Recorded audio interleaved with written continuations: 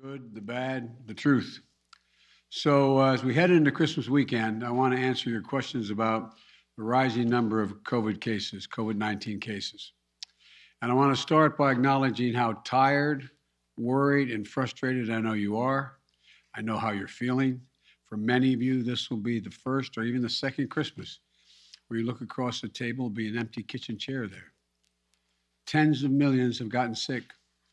We've all experienced upheaval in our lives. But while COVID has been a tough adversary, we've shown that we're tougher. Tougher because we have the power of science and vaccines that prevent illness and save lives. And tougher because of our resolve. So that, let me answer some questions that lay out the steps the Vice President and I are taking to prepare for the rising number of cases experts tell us we can expect in the weeks ahead. First, how concerned should you be about Omicron, which is now the dominant variant in this country, and it happened so quickly? The answer is straightforward. If you're not fully vaccinated, you have good reason to be concerned. You're at a high risk of getting sick. And if you get sick, you're likely to spread it to others, including friends and family.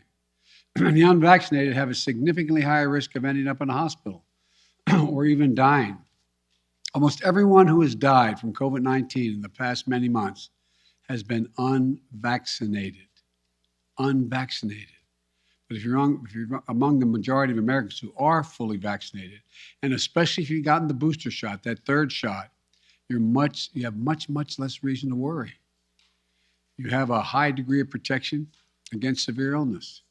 But because Omicron spreads so easily, we'll see some fully vaccinated people get COVID, potentially in large numbers. There will be positive cases in every office, even here in the White House among the vaccinated from Omicron. But these cases are highly unlikely to lead to serious illness. Vaccinated people who get COVID may get ill, but they're protected from severe illness and death. That's why you should still remain vigilant. According to our doctors, even if you're fully vaccinated, you should wear a mask when indoors and in public settings. Wearing a mask provides extra protection for you and those around you. And I know some Americans are wondering if you can safely celebrate the holidays with your family and friends. The answer is yes, you can. If you and those you celebrate with are vaccinated, particularly if you've gotten your booster shot. If you are vaccinated and follow the precautions that we all know well, you should feel comfortable celebrating Christmas and the holidays as you planned it. You know, you've done the right thing. You can enjoy the holiday season. And thanks to the progress on vaccinations this fall, we've gone from nearly 90 million adults in July who had not even started their vaccination process to fewer than 40 million today. Still too many, but down from 90 to 40. All these people who have not been vaccinated, you have an obligation to yourselves, to your families, and quite frankly, I know I'll get criticized for this, to your country. Get vaccinated now. It's free. It's convenient. I promise you, it saves lives. And I honest to God believe it's your patriotic duty.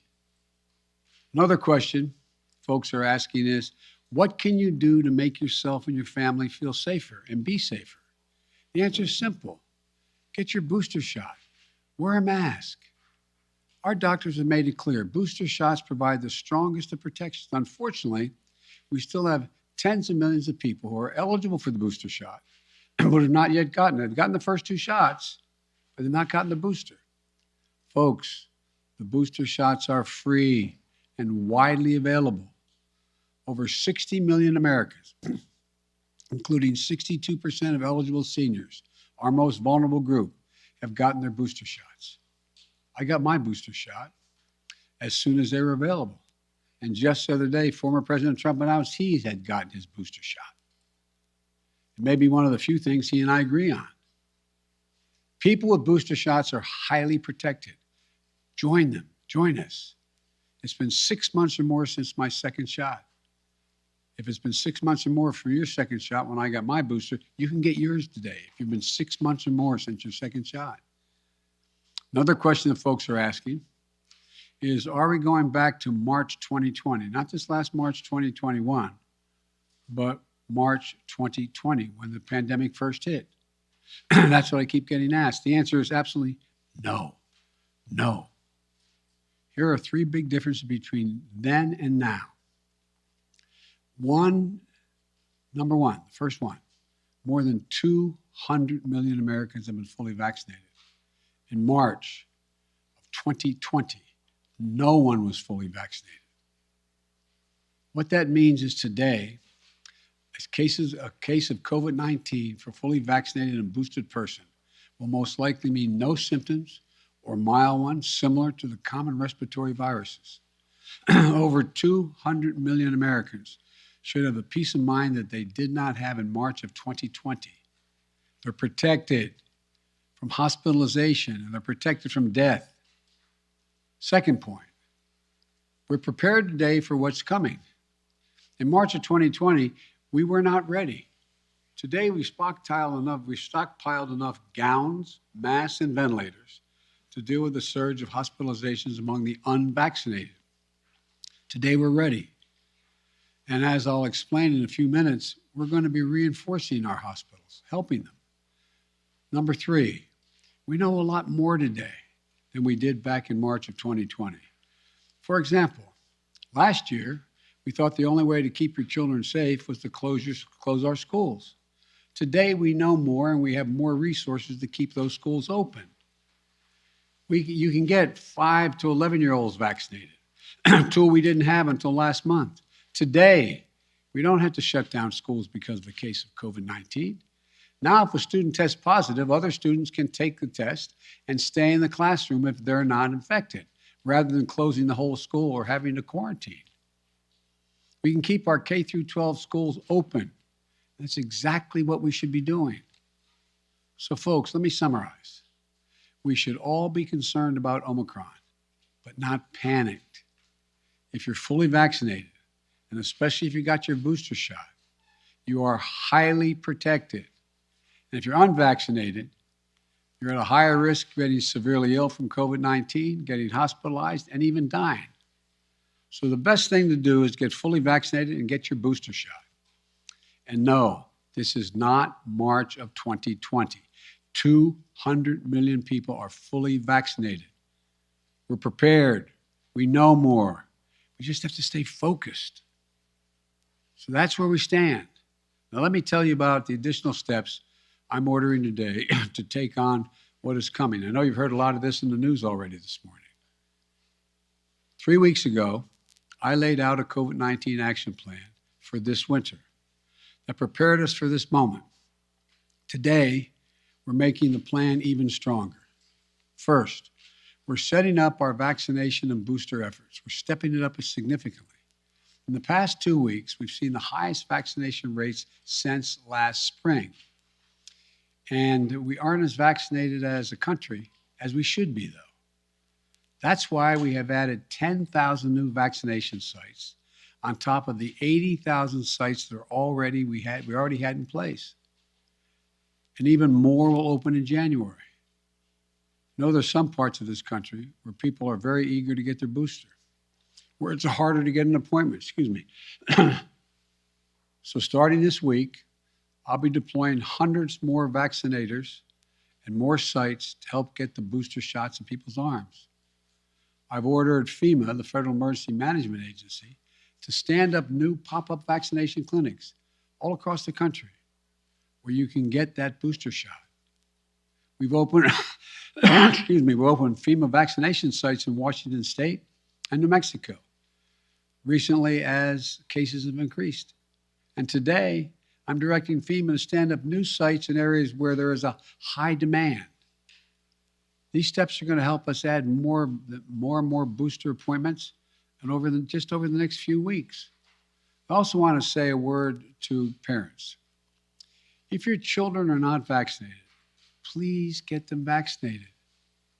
If you're a parent, understandably, who waited to see how the first shots went with other kids before getting your own kid vaccinated, you can stop waiting. 6 million children in our country, ages 5 to 11, are vaccinated. Get your children protected today, now.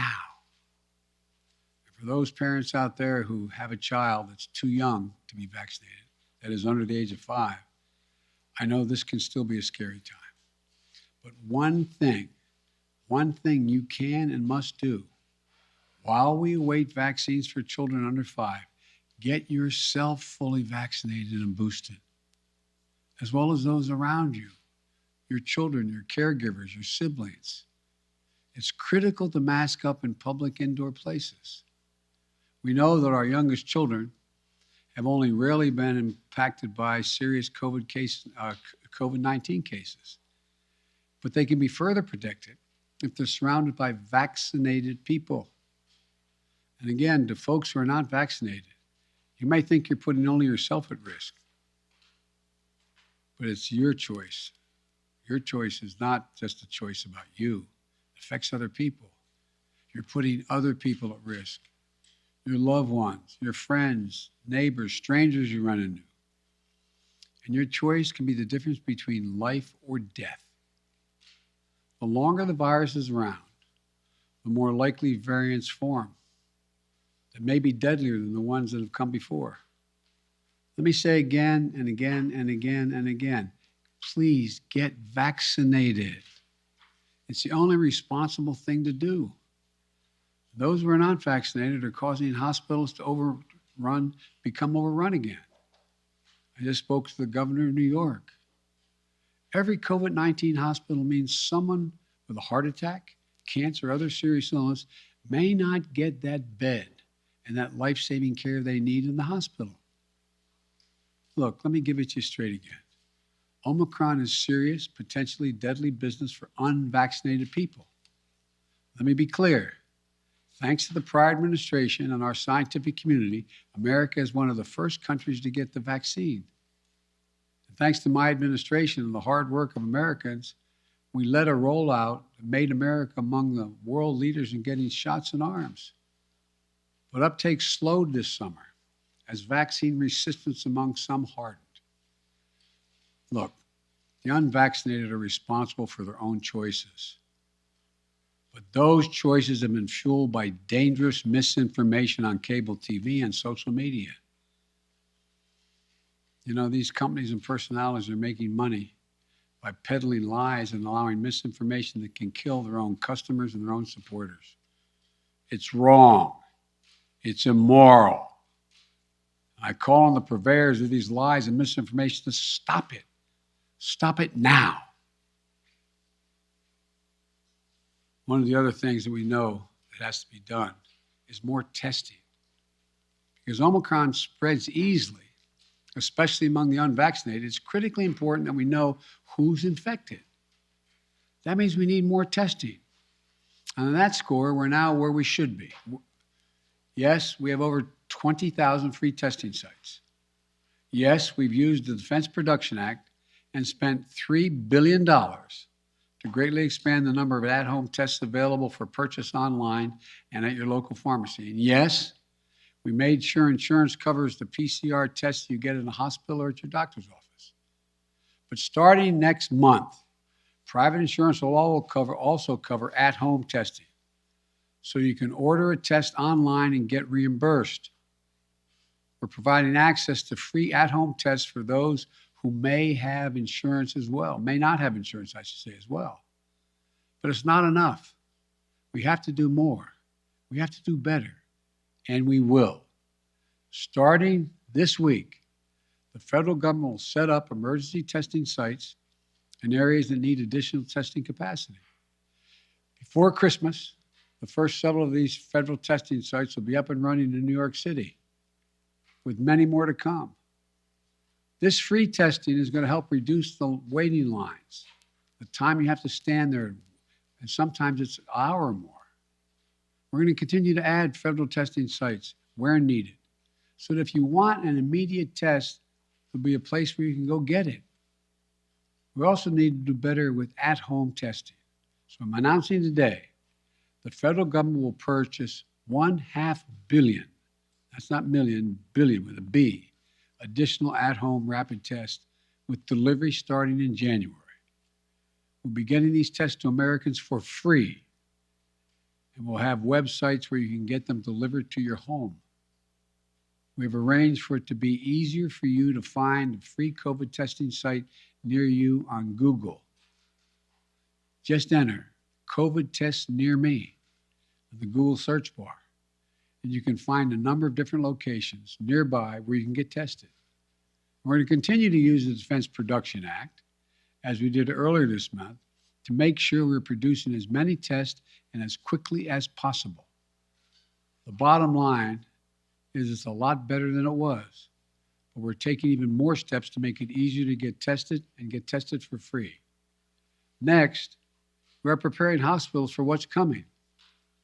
Those 40 unvaccinated adults have a good chance of getting COVID-19, and some of you will get very sick. That'll mean hospitals are going to get extremely stressed again, both in terms of equipment as well as personnel to care for those who get sick. That's why my administration has stockpiled and pre-positioned millions of gowns, gloves, masks, and ventilators. We call it PPP. We're ready to send them immediately to any state that needs more. In addition, I've directed the Pentagon to mobilize an additional 1,000 troops to be deployed to help staff local hospitals and expand capacity. That's 1,000 military doctors, nurses, and medics. We've already started moving medical teams. They've already landed in Wisconsin and Indiana this week. This is on top of 300 federal medical personnel that are now on the ground, having deployed since we learned about Omicron. Look, while we know staffing is the biggest need for hospitals, some may need more beds as well. We're prepared. I've directed FEMA to activate the National Response Center and begin deploying teams now to provide additional hospital beds. We'll begin to construct emergency capacities near hospitals, in parking garages, and nearby buildings to be ready if needed. And the federal government is paying for all of this, period, all of it. Further, FEMA will deploy hundreds of ambulances and EMS crews so that if one hospital fills up, we can transport patients to beds elsewhere. This week, we'll send dozens of ambulances to New York and Maine because the COVID is spreading very rapidly to help transport patients. Our doctors, nurses, hospital staffs have gone above and beyond during this pandemic. The strain and stress is real. I really mean it. It's real. And we'll have their backs, though. We have to let them know we have their backs. Finally, we're making sure that COVID-19 no longer closes businesses or schools. Last week, the federal court reinstated my administration's vaccination or test. The vaccination or test rule for businesses with more than 100 employees. The rule requires employers with 100 or more employees to protect their workers who are on site and indoors with the requirement that they be vaccinated or tested each week or go home. These rules are going to keep workers safe, and keep workers safe will help keep businesses open. If people are vaccinated or tested, they're much less likely to get sick and less likely to spread it to others. Customers are more likely to come in and shop because they know it's a safe environment. I know vaccination requirements are unpopular for many, and not even popular for those who are anxious to get them. My administration has put them in place not to control your life, but to save your life and the lives of others. Where 400,000 Americans died from COVID this calendar year, and almost all were unvaccinated. Almost all were preventable. The rule is legal and effective, and it's going to save thousands of American lives. We must also keep our K-12 schools open. Look, the science is clear and overwhelming. We know how to keep our kids safe from COVID-19 in school. K through 12 schools should be open, and that safety is increased if schools require all adults who work in the schools to get vaccinated and take the safety measure that the CDC has recommended, including masking. I got Congress to pass billions of dollars in school improvements, ventilation, and social distancing. Schools should be safer than ever from COVID-19. And just Friday, the CDC issued a test to stay guidelines. So schools can stay open and kids can stay in class even if a classmate tests positive. COVID-19 is scary, but the science is clear.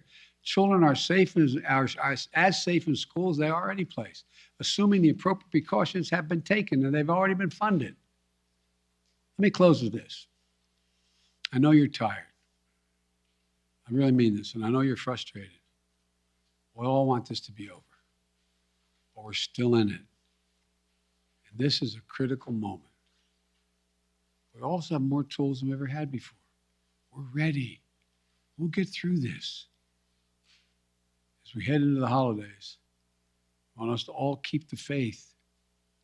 I want to sincerely thank you for your perseverance, your courage, your countless acts of kindness, love, and sacrifice during these last 2 years. Throughout our history, we've been tested as a people and as a nation through war and turmoil. We had to ask whether we'd be safe, whether we'd be okay, whether we'd get back to who we are. We've always endured because remember, there is no challenge too big for America. I mean this from the bottom of my heart, no challenge. We've come through better and stronger because we stay together as the United States of America. That's what we have to keep doing today. We can do this together. I guarantee you. May God bless you all, and may God protect our troops. And happy holidays. God love you all. Thank you. Mr. President, on testing, sir, you said we have to do better, but public health officials have been saying for months you need to surge rapid tests for just this moment. Is it a failure that you don't have an adequate amount of tests for everyone to be able to get one if they need one right now? No, it's not, because COVID is spreading so rapidly. If you notice, it just happened almost overnight, just in the last month. And So what, Mr. Mr. President? So, no, it's not a failure. But the alarm bell went off. I don't think anybody anticipated that this was going to be as rapidly spreading as it did.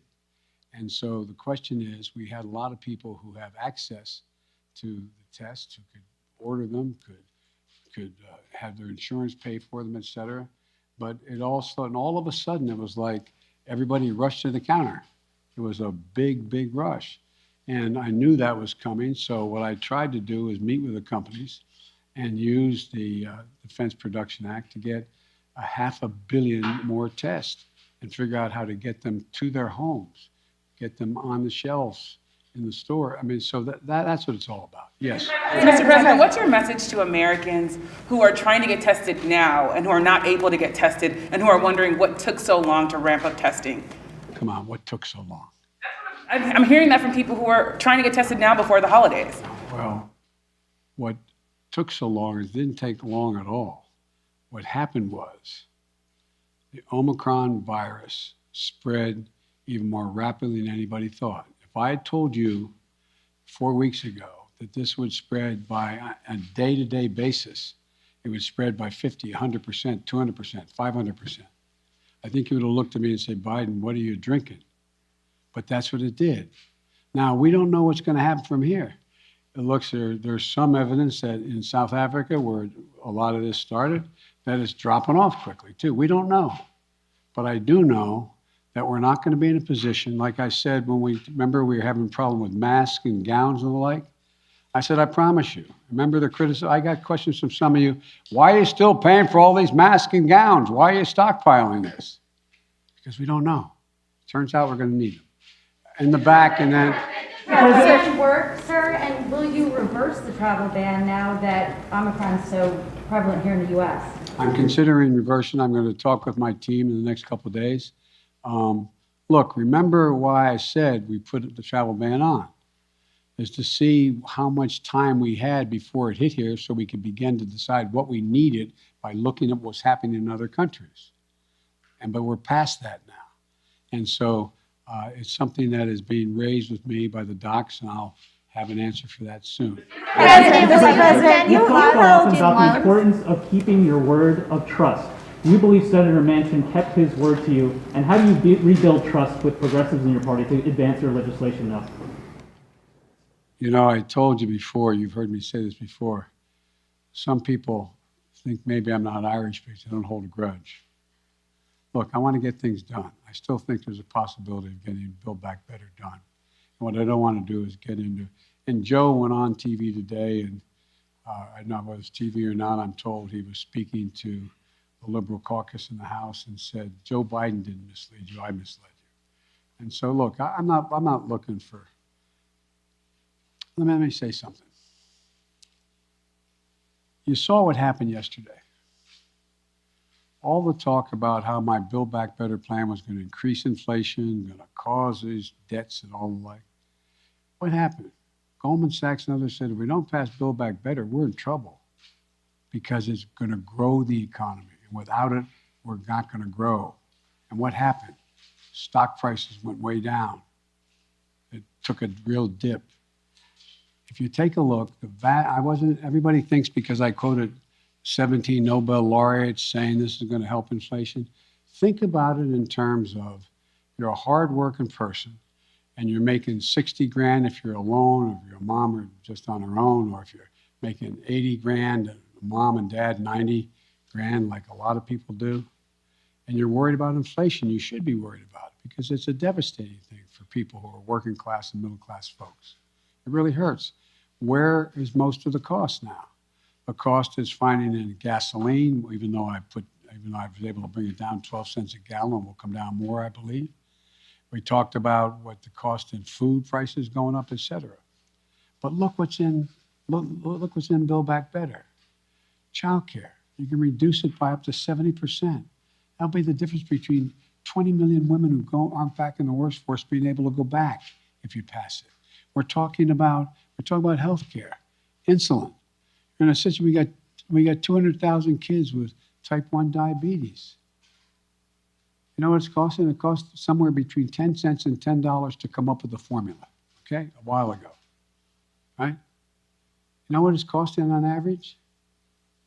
$560, $640 a month, up to $1,000 a month. What do you do if you're a mom and a dad working with minimum wage, busting your neck? You look at your kid, and you know if you don't get that vaccine for him, if you don't get that drug for him, if you don't get be able to take that, what happens? They're likely to go in a coma, maybe die. Not only do you put the kid's life at stake, you strip away all the dignity of a parent looking at their child. I'm not joking about this. Imagine being a parent, looking at a child, and you can't afford. You have no house to borrow against. You have no savings. It's wrong. But all the things in that bill are going to reduce prices and cost for middle class and working class people. It's going to reduce their cost. What's inflation? Having to pay more than the money you have because things have gone up. Well, bring down all those costs across the board, from child care to a child care tax credit. But I'm not supposed to be having this press conference right now.